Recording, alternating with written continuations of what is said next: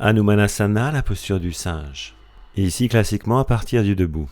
On se place sur la longueur de son tapis en écartant largement les pieds, bien au-delà des épaules, les yeux ouverts, on fixe un point en face, on reste concentré dans l'axe et dans le cœur. On inspire, on monte les bras et on expire, on ramène les mains devant le centre d'énergie du cœur en jonction des paumes, Anjali Mudra. Et puis on se tourne en inspirant sur un côté, on pivote donc et sur une expiration, on va descendre, plier le genou à l'avant et plier celui de derrière. Le talon à l'arrière reste soulevé, les deux pieds dirigés dans le même sens. On pourra trouver des adaptations avec pieds perpendiculaires ou en oblique pour démarrer.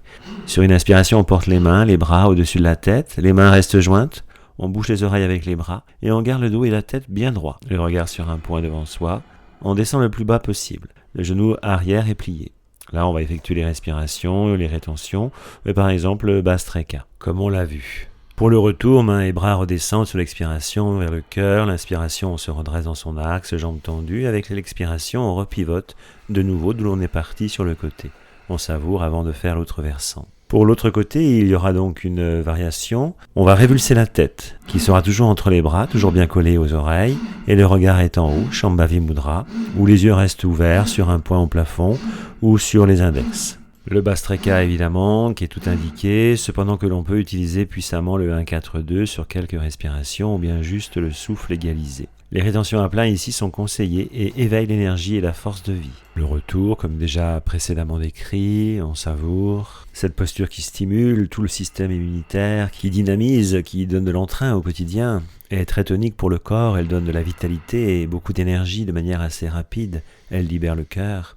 Et puis la variante qui suit, toujours avec le même départ, mais là on va étirer le corps le plus possible en arrière. On l'appelle alors Anjaneyasana.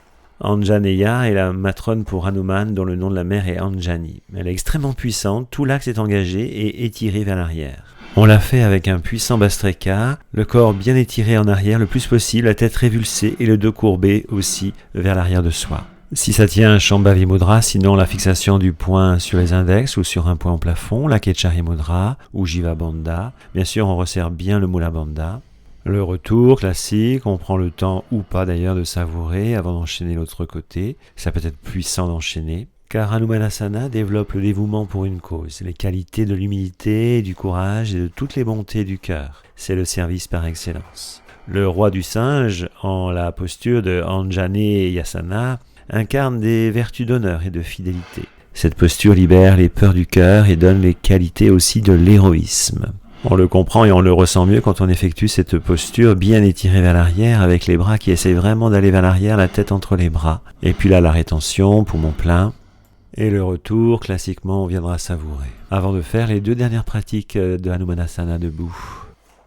C'est le même départ, c'est toujours la même posture, on descend en expirant, les jambes se plient, mais au lieu de monter les bras ensuite, on va placer un bras devant soi, parallèle avec le sol, paume ouverte au ciel, et pareil pour derrière, le bras qui correspond au même côté que la jambe. La tête reste dans le sens de la posture. Hanuman, en tant que guerrier, est aussi le symbole de bravoure, représente le courage et la force, et le côté héroïque est de pouvoir aussi soutenir le monde.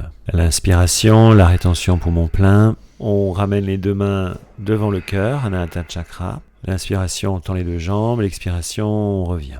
Sur l'autre versant, l'autre côté, on pourra aussi trouver la variante en dynamique, avec le souffle abdominal toujours, où l'on se sentira à la fois monter et descendre. L'inspire du soufflet, on monte, l'expire du soufflet, on va descendre, comme si on était monté sur des ressorts. On monte un petit peu, on descend de même. Le regard sur un point en face. Ce petit mouvement n'est pas ample, mais nous place dans la force et la légèreté. On pourra venir ensuite savourer classiquement soit allongé, soit dans l'assise. Hanumanasana travaille principalement le cœur au niveau du chakra, mais les énergies du ventre et de la gorge sont aussi sollicitées, ainsi que tout le canal central à Sushumna et les deux canaux latéralisés Ida et Pingala Nadi.